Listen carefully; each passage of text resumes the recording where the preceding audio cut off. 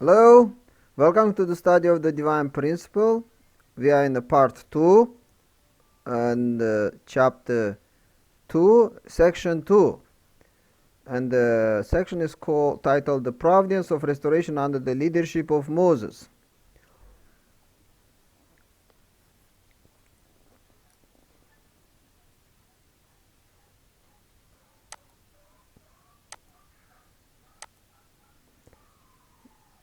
And Moses' mission went through three courses, three national courses. We remember that Abraham, Adam, Noah, and Abraham, they were walking the family course. However, Moses came and he is building the foundation on the national course, and he is going through three courses actually.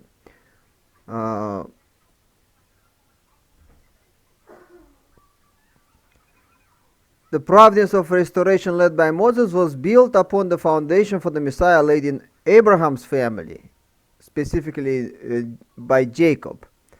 Nevertheless, the principle still required Moses himself to lay the foundation for the Messiah anew. He needed to restore through indemnity the foundation of faith and foundation of substance. Whenever the central figure for the providence changes, the new central figure cannot inherit the providential will without first completing a similar responsibility of his own. Furthermore, in this case, the foundation had to be laid anew because the scope of the providence had expanded from a family to a nation.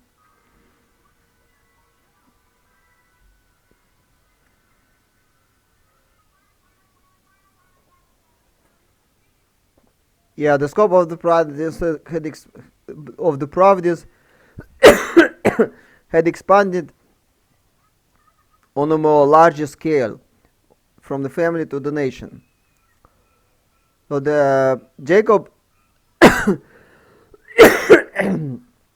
was able to build in Abraham, let's say Abraham built the foundation for the Messiah on the family level successfully. However, because God wouldn't be able to send Messiah on that foundation, since Satan had a bigger foundation. By that time, Satan already had nations in his dominion, like Egypt and Babylon, maybe many other nations were. Israel, Jacob's name was changed from to Israel, was just a family. And they needed to build a nation upon foundation upon this national foundation. God would send the Messiah, so Messiah would be able to be safely come to the earth. That's why out of the descendants of Jacob, God is raising up people of Israel. And they went to slavery for 400 years in Egypt, and they grew up from a family to a tribe to a nation. They were in bondage that time, and God sent Moses 400 years after Jacob to build this foundation, to take them out of Egypt and build a foundation for the Messiah. So God would be able to send Messiah in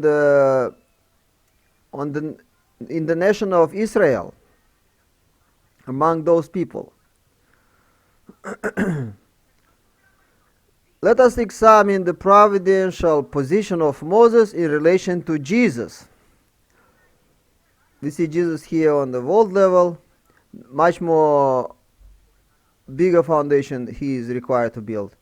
Moses on the national level.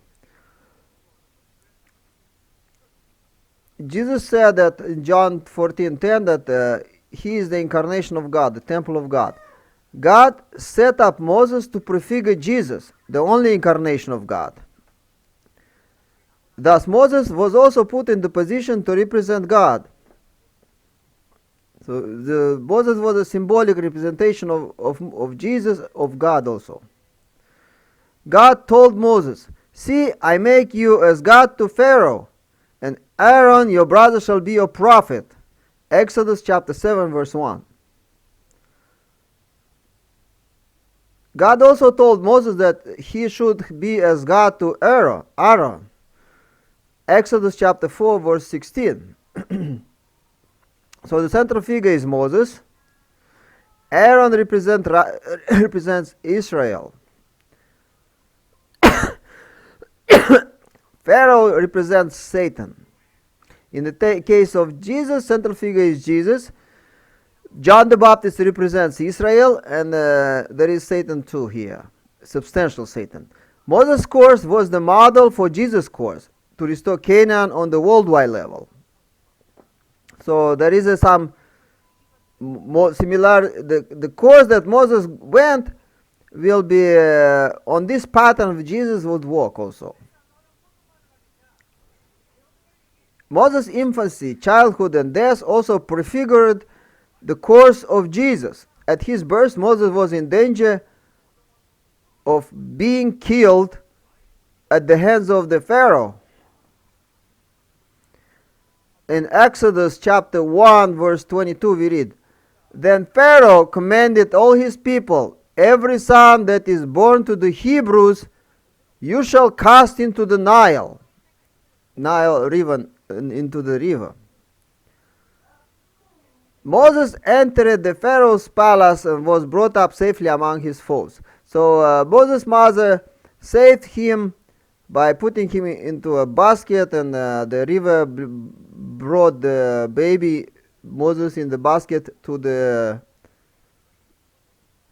Pharaoh's palace, where the Pharaoh's daughter was taking a bath, and she saw the child, and she fell in love with the child. And actually Moses means out of the water. The name Moses, this is the meaning of the name Moses, saved from the water. Water also symbolized the satanic world, so saved from the water, saved from the satanic world in a sense, also has his name has a more deep meaning. He was nurtured in the Pharaoh's palace by his mom, and they knew that she is his mom. In the Bible, write down that they brought his mom to nurse him, to take care of him. God worked like that. Likewise, the infant Jesus was in danger of being killed by King Herod. Jesus too grew up among his foes. So we see similar situation as happens to Jesus. When Herod, the first Christmas, what was the first Christmas? Herod is sending his national guard to kill all the babies that were in Bethlehem. And when three magi from the east came at Jesus' birth, they also kind of felt that thing, because they went to Herod, and Herod said, "Go and find him, and after tell me where he is, so I can come also worship him." They already felt that the Herod doesn't have a good intentions. Also, the angels told Mary to flee, because this is the way how they saved Jesus, because they flew to Egypt, and Jesus grew up in there until was safe to come back. After Moses' death, no one knew the whereabouts of his body. This foreshadowed what would happen to Jesus' body after his death. There is a question: where was the Jesus' body? Nobody find it in the tomb, and still is a legitimate question. However, is in divine principle gives just a hint about this, that Jesus is resembling Moses in this way, because Moses' body was buried somewhere in the land of Moab that nobody would find, and Jesus' body also kind of miraculously disappeared. Uh, we don't support the idea that the bodily resurrection. However, we don't know what would be the explanation of the disappearance of the body from the tomb, or perhaps body was there, but we don't know. We don't. I don't know what would be. I don't want to speculate on that. There are many people who say that there was another tomb where Jesus was buried together with the family of Mary and Joseph, and or I don't know, probably. However, we don't think this is really such because of this because we didn't find the body of Jesus in the tomb. This means that Jesus resurrected bodily, because there are many things that appear very unusual in Jesus' resurrection, after Jesus resurrected, because he appeared among his disciples very suddenly, where was everything closed, the doors and the windows were closed, that he suddenly appeared among them. So this is not a physical thing. Even though they felt it as a physical, it was not a physical thing. Also, two disciples were going to Emmaus, and the Jesus was walking together with them, and they were having a conversation for a long time, and they didn't recognize him, but they recognized him in the end. How come the disciples, of course they knew Jesus, but they were not able to recognize it. It's an indication that it was some spiritual phenomena that they perceived to be as a physical one, because at the end of their journey, just Jesus disappeared suddenly. And if you look at in the Old Testament, there are angels who visited Abraham and eat with them food, and visited Lot's house, and also eat some food there together. So they appear to be physical things. The angels are spiritual beings, but they appear to be physical things, because when people can see with spiritual eyes, the spiritual world appears as real as physical world. So that was that kind of encounter. So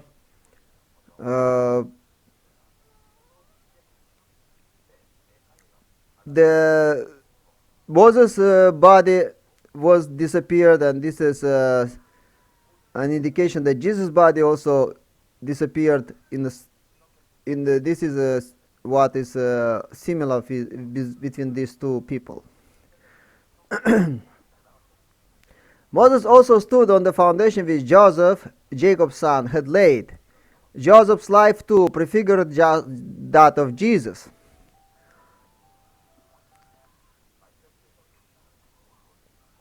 So not just Jacob, but also Joseph prefigured the Jesus. Joseph stood in the position of Abel. Joseph narrowly escaped his older brother's scheme to kill him. Instead, he was sold off to merchants and entered Egypt as a slave. Yet he rose to the rank of prime minister of Egypt by the age of 30. So we know that Jesus also started his public ministry when he was 30. This is also in a kind of a pattern. Joseph setting a pattern for Jesus as well in the future. His brothers and father came to Egypt and humbly bowed before him, fulfilling a prophetic dream he had as a child in Genesis chapter 37, verses 5 to 11.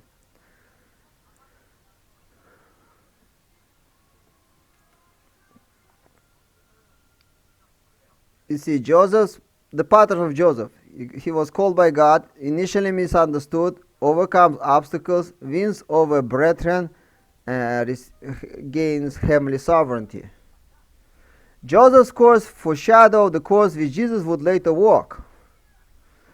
So Jesus, called by God, initially misunderstood, overcomes obstacles, wins over brethren, heavenly sovereignty. Similarly, Jesus would endure a past of hardships in the satanic world. He would emerge as the King of Kings and bring all of humanity, including his forefathers, into submission and restore them to God's realm.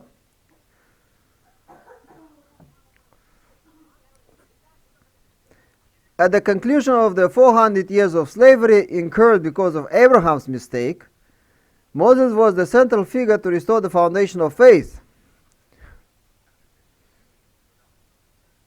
God found Moses as a central figure. Moses was in a different position from earlier central figures who were entrusted with laying the foundation of faith. Unlike Abel, Noah, and Abraham, Moses didn't need to make a symbolic offering. He didn't need to kill any animal or make put something on the altar. In the age from Adam to Abraham, sacrifices, symbolic offerings were necessary as substitutes for the Word, because the first human ancestors lost God's Word at the fall. Moses stood on the foundation of the three successful symbolic offerings by Abel, Noah, and Isaac. They had completed the providence based on making symbolic offerings. By Moses' time, that age had come to a close. Humanity had entered a new era when they could once again receive God's Word directly.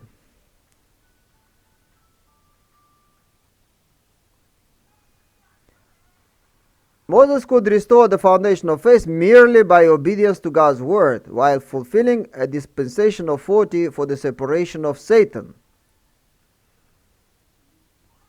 This was needed to restore the providential periods based on the number 40, defiled by Satan.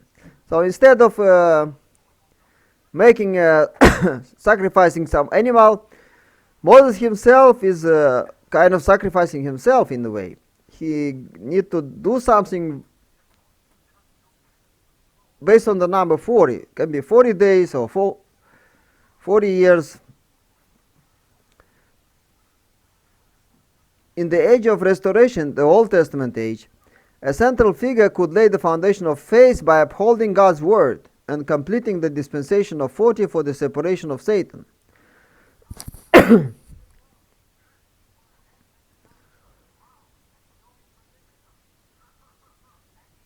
That's the requirements for the new age. God doesn't ask Moses to cut any animals. Moses himself became the sacrifice.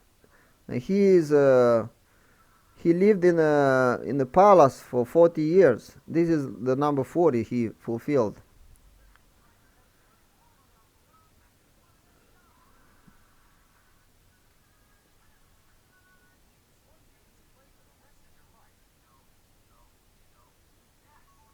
Yeah, that's how the process. The vertical foundation of faith is becoming a man of faith. Mind and body. Mind is uniting with God. God is giving the word, and the mind is obeying the word within the time period. Like we remember that Adam and Eve supposed to keep commandment for a time period. Commandment was not for forever. Foundation of substance is a mind and body, subject and object. Unity between two people can be also. Foundation of substance, the word incarnated. When the body is incarnating the words, the direction from the mind. And the purpose of creation is fulfilled a perfected man, when this is mind and body is creating a unity centered on God.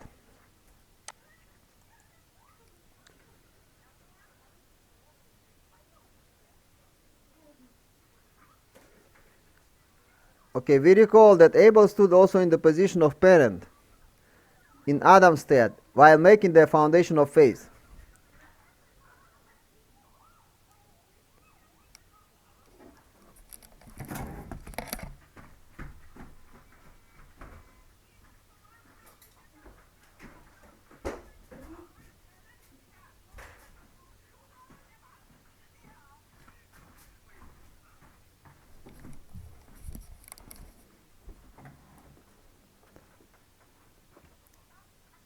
So the foundation of faith is Abel is connecting with God,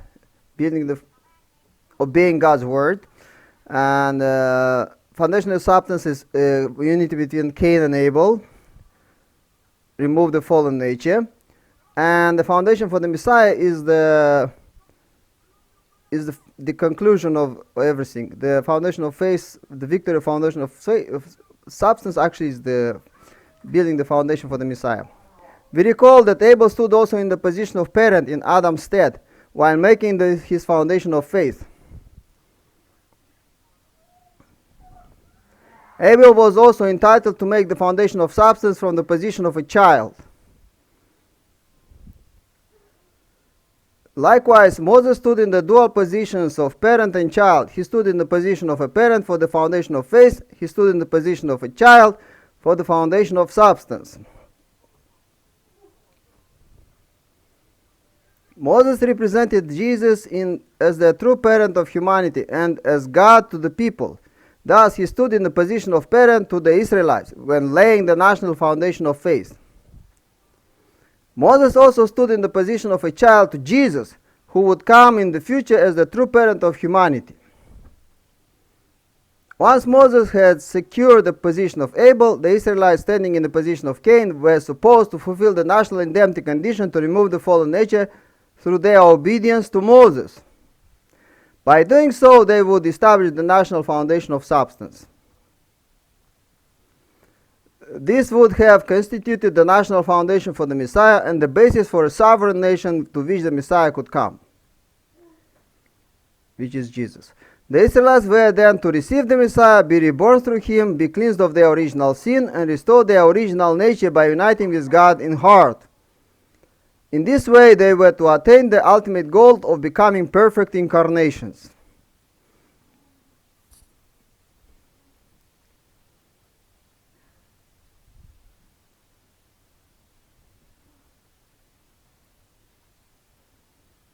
This is how the purpose, principle of creation and principle of restoration are similar.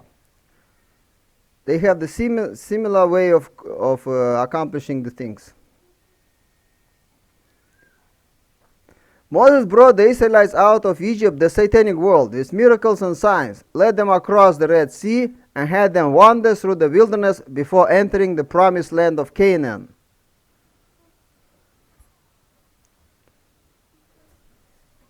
Through miracles, going through wilderness, entered Canaan. This foreshadowed the course on which Jesus would one day lead the Christians to the second Israel. With miracles and signs, Jesus would bring Christians out of lives of sin and lead them safely through the troubled sea of evil.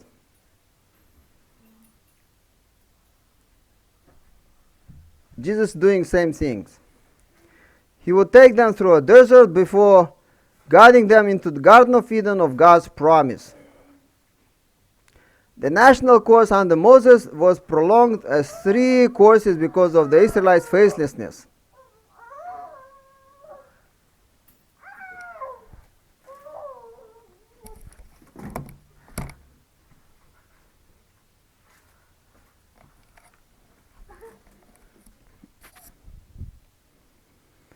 The worldwide course under Jesus' leadership also had to be undertaken 3 times because of the disbelief of John the Baptist and the Jewish people of that time.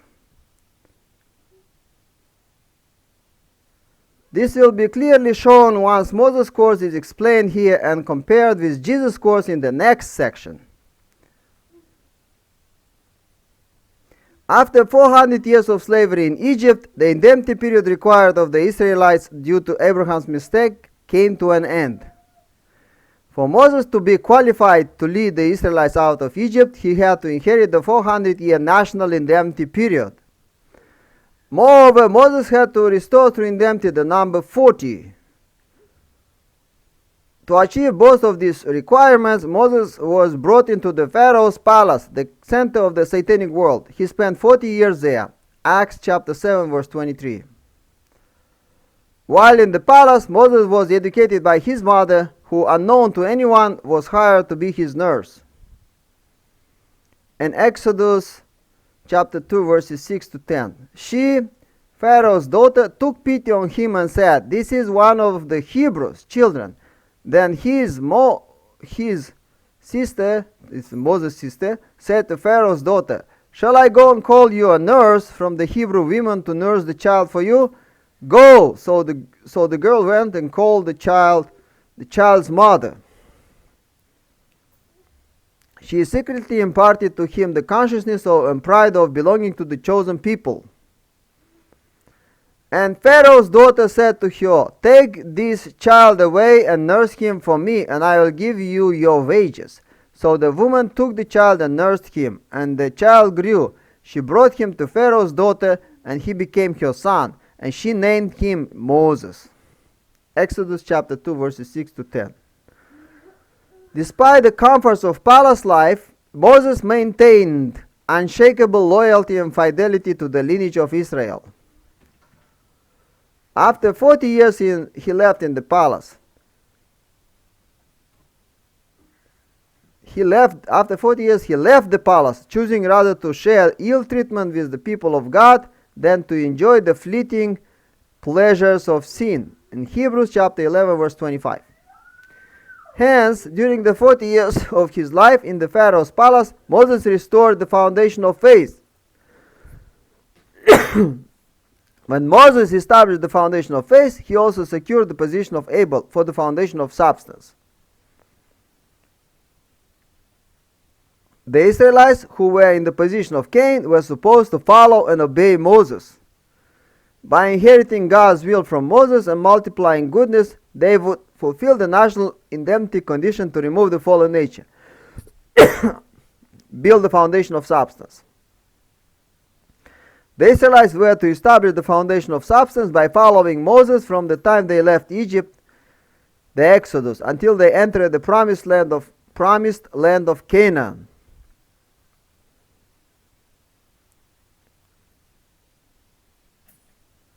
God commenced the dispensation to start the course with Moses' act of killing an Egyptian.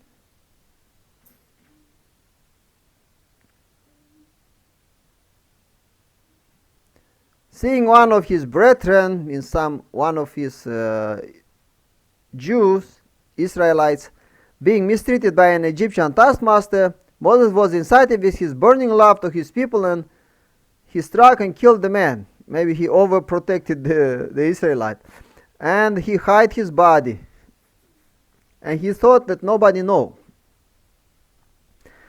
In Exodus chapter 2 verses 11 to 12. One day when Moses had grown up, he went out to his people and looked on their burdens, and he saw an Egyptian beating a Hebrew, one of his people. He looked this way and that, and seeing no one, he killed the Egyptian and hid him in the sand. In a way, this was an expression of God's indignant heart as he looked down upon the affliction of his people, whose unjust treatment was no longer justified. At that moment, whether or not the Israelites united with Moses would determine if they could successfully begin the course to return to Canaan. This was the moment when building the foundation of substance. The Israel and Abel was Moses. If they are uniting with Moses, in that situation they would build the foundation of substance, and God would be able to save them at that time. God desired the Israelites to trust Moses by showing them he was a patriotic Israelite. Had they failed this way, they would have respected Moses, trusted him, and followed him. Then, under Moses' leadership, God would have brought them directly into the land of Canaan. When the Israelites saw Moses strike and kill the Egyptian, they misunderstood him and spoke ill of him.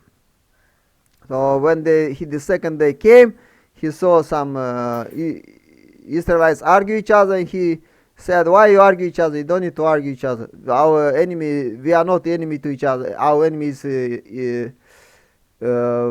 Egyptians." When Moses, went out the next day, behold, two Hebrews were struggling together. And he said to the man that did wrong, "Why did you strike our fellow?" He answered, "Who made you a priest and a judge over us? Do you mean to kill me as you killed the Egyptian?" Then Moses was afraid and thought, "Surely the thing is known." When the Pharaoh heard of it, he sought to kill Moses. He found out that Hebrews knew that he killed the Egyptian, and this he understood that this will become a public knowledge for everyone, common knowledge, and Pharaoh would likely to kill Moses. So Moses flee from Egypt. Moses was left with no choice but to escape from the Pharaoh. So this was the failure to build the foundation of substance. The Israelites didn't really support Moses. Reluctantly forsaking the Israelites, he fled into the wilderness of Midian. The foundation of substance was shattered. The first national course to restore Canaan ended in failure. The first national foundation for the Messiah ended in failure. This is the end of Moses' first national course to restore Canaan. We have two more courses of Moses, however. Please stick with this study, and we will see in the next second course what's happened in Moses' providence of restoration under the leadership of Moses. Thank you very much.